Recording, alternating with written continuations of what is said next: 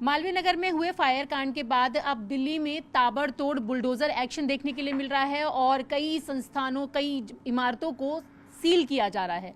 हमारे साथ south zone के डीसी राकेश कुमार जी हैं, उन्हीं से बात करेंगे। राकेश जी, अब तक कितनी जगहों पर बुलडोजर एक्शन हो चुका है, कितनी ऐसी इमारतें हैं जिनको सील किया गया है और किस आधार पर ये सारी कार्रवाई हो रही है? ये जहाँ तक बुलडोजर एक्शन की बात है तो बुलडोजर एक्शन लगातार भी कहीं कहीं 2-3 दिन भी चल रहा है। वैसे टोटल 12 ऐसे साइट्स हैं जहाँ पे हमने बुलडोजर एक्शन किया है। जैसे अभी 100 फुटा रोड पे कल भी हमने किया था उसी बिल्डिंग में, क्योंकि ये एक मॉल, अनऑथराइज मॉल बन रहा था, तो मे बी आज भी चलेगा और हो सकता है कल भी चलेगा। तो टोटल अभी तक 12 हुए हैं और हमने आज चिन्हित किया है नए जगहों में। खिड़की में अभी चल रहा है जी। फिर गौतम नगर में सीलिंग की प्रोसेस अभी चल रही है। सैदुल्ला जाब में भी 8-10 सीलिंग्स आज होंगी जी। टोटल लगभग 60+ हमने सीलिंग्स या बुलडोजर एक्शंस किए हैं। तो सर, जहाँ पे ये एक्शन हो रहे हैं तो क्या इन्हें पहले से नोटिस दिया गया था या बताया गया था या सडन ये एक्शन हो रहे हैं? ये जो भी एक्शंस हो रहे हैं ये बेसिकली वल्नरेबल बिल्डिंग्स हैं। वल्नरेबिलिटी इनकी या तो G+4 के ऊपर है, पुरानी बिल्डिंग पे कोई किसी ने नया बना लिया है, पुराने जैसे 10 साल 15 साल पुरानी बिल्डिंग है, उस पर अगर नया किसी ने बना लिया है तो फर्स्ट फेज में हम लोग टारगेट कर रहे हैं जहाँ पे ऑन गोइंग कंस्ट्रक्शन है। जहाँ भी ऑन गोइंग कंस्ट्रक्शन है तो मैं खुद भी अभी 2-3 दिन से मैं भी घूम रहा हूँ, अभी भी 3 बजे मैं निकलने वाला हूँ और मैं देखूँगा कि जहाँ जहाँ है उसको हम लोग चिन्हित कर देते हैं और टास्क दे देते हैं हमारे जो JEA हैं इनको कि आप इनको सर्वे करके और इस पर नोटिस करो और आगे की कार्रवाई करो। आज मैं जा रहा हूँ हौज खास विलेज। हौज खास विलेज के पहले मैं परसों गया था हुमायूंपुर। हुमायूंपुर में भी नॉर्थ ईस्ट के बहुत से बच्चे हैं जो कि होटल्स वगैरह हैं जो बेसमेंट में बने हुए हैं, तो they are also very vulnerable. तो उनको चिन्हित किया गया है और उन्हें हम नोटिस करके 48 घंटे का और उसको सील करेंगे। तो सर, ये जो सारे नोटिस किए गए हैं और ये जो पूरी कार्रवाई चल रही है तो ये शिकायतों के आधार पर है, ये कैसे? नहीं, ये हमने सुओ मोटो जहाँ जहाँ हमें लग रहा है कि जहाँ पे प्रॉब्लम्स हो सकते हैं, मतलब where we can foresee dangers और there is some threat to life in case of some fire और जो भी प्रॉब्लम्स हो सकते हैं, तो वहाँ हम लोग खुद विजुलाइज करके उसको कर रहे हैं। जैसे आज हौज खास जाएंगे, इसके बाद आगे भी कई ऐसे मार्केट्स हैं जहाँ पे बेसमेंट्स में रेस्टोरेंट वगैरह चल रहे हैं, तो उनको हम विजिट करेंगे।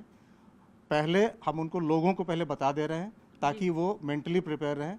कल जैसे हमने हुमायूंपुर के लोगों को पहले बता दिया था कि 48 घंटे में आप जो भी सामान है, जो भी आप कर सकते हैं वो कर लें, क्योंकि इसको हम लोग सीलिंग करने जा रहे हैं। लेकिन सर, कई लोगों की ऐसी शिकायतें हैं कि अचानक से ये कार्रवाई हो रही है, तो ऐसे में ट्रांसपेरेंसी कैसे आ रही है? हाँ, ये आपका क्वेश्चन बहुत अच्छा है। ट्रांसपेरेंसी हो और कोई गलत नहीं करे, इसके लिए ही हम लोग हौज खास विलेज में पर्सनली जा रहा हूँ और वहाँ पे हमारे साथ स्टाफ भी रहेंगे। उनको बता दिया जाएगा कि भाई क्या करना है क्या नहीं करना है। जब तक हम डूज डोंट्स क्लियर नहीं करेंगे, हो सकता है कि इसका मौके का फ़ायदा उठा के कुछ मिसचिफ भी लोग कर रहे हैं। उसी को चेक करने के लिए हम लोग चाह रहे हैं कि उनको क्लियर कट बता दें कि what you have to actually do. तो सर, ऐसी कितनी इमारतों की एक लिस्ट तैयार की गई है जिन पर ये एक्शन होना है और जिनको नोटिस भेजे जा रहे हैं? अगर हम एक नंबर ऑफ इसकी बात करें तो नहीं, आज सच अभी कोई लिस्ट तैयार नहीं है। जहाँ चूँकि बहुत बड़ा शहर है ये और इट्स नॉट पॉसिबल कि 3 दिन 4 दिन में हमारे पास पूरी लिस्ट बन जाए, तो जहाँ प्रायोरिटी में लग रहा है कि थ्रेट टू लाइफ हो सकता है इन केस ऑफ फायर, और अभी चल रहा है मौसम गर्मियों का, तो वी कैन फोरसी, और जहाँ पे वल्नरेबिलिटी है प्रायोरिटी में वहाँ हम लोग कर रहे हैं। भगवान न करे कि कभी कुछ हो, बट इन केस अगर कुछ होता है तो किन एरियाज़ में हमें ज़्यादा कंसंट्रेट करना है उनको हम पहले टारगेट कर रहे हैं। और क्योंकि हमारे पास स्टाफ की भी कमी होती है, तो वी आर शॉर्ट ऑफ, अगर हमारे पास सफिशिएंट स्टाफ रहता है तो एट ए टाइम सभी जगह हम लोग लगा देते हैं। सर, कई बार लोगों की ये शिकायत आती है कि एमसीडी पहले तो कुछ एक्शन लेती नहीं है, एमसीडी के लोग आते हैं, पहले पैसे ले लिए जाते हैं, फिर बाद में एक्शन होता है। इस तरीके की शिकायतें भी बहुत आती हैं। देखिए, शिकायतों का हम लोग कुछ नहीं कर सकते हैं अभी, और ये भी मैं नहीं कह रहा हूँ कि एमसीडी फुल प्रूफ ही है। हर ऑर्गेनाइजेशन में तरह तरह के लोग रहते हैं, तो अगर कुछ ना कुछ गड़बड़ी नहीं किए रहते तो ये चीज़ें नहीं होती, तो कहीं ना कहीं है। बट अब इस पे हम लोग रोने से अच्छा है कि इसको करेक्ट करें। तो हम लोग कोशिश कर रहे हैं कि जो भी हम कर सकते हैं वो हम करें। और ये एमसीडी लोन नहीं है, क्योंकि ये दिल्ली जो हमारी थी ये 40 लाख 50 लाख के पॉपुलेशन के लिए इंफ्रास्ट्रक्चरली तैयार थी, लेकिन जब 3 करोड़ हम हो गए तो नेचुरली पॉपुलेशन का असर इंफ्रास्ट्रक्चर पर भी पड़ेगा, और ये उसी का असर है। प्लानिंग भी कह सकते हैं, but this is a very broad term. मैं ये नहीं कह सकता हूँ कि एमसीडी तो एक छोटा सा ऑर्गेनाइजेशन है जो कि अभी टैकल कर रहा है जो पुरानी हमारी लेगेसी है, उस लेगेसी को झेल रहा है बेसिकली।